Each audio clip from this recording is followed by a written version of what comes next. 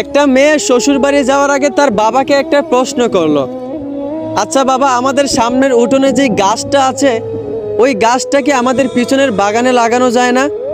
তখন মেয়েটার বাবা বলল, ওই গাছটা 4 বছর পুরনো একটা গাছ। এখন যদি এইটাকে অন্য জায়গায় নিয়ে লাগানো হয় তাহলে সেটা নতুন মাটিতে অন্য জায়গায় নিজেকে মানিয়ে নিতে পারবে না, গাছটা মারা যাবে।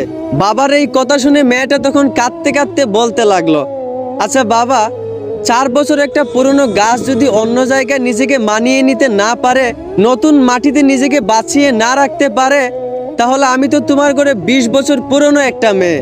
তাহলে আমি কিভাবে অন্যের বাড়িতে গিয়ে নিজেকে মানিয়ে নিব? আমি কিভাবে অন্যের বাড়িতে গিয়ে নিজেকে বাঁচিয়ে রাখবো? মেয়েটার এই কথা শুনে তার পরিবারের সবাই অবাক হয়ে গেল। তার বাবা অজরে খাটতে লাগলো। আসলে আমরা ছেলেরা মেয়েদের জীবনটা যতটা সহজ মনে করি ততটাও সহজ না। মেয়েদের জীবন আসলে অনেক কষ্টের।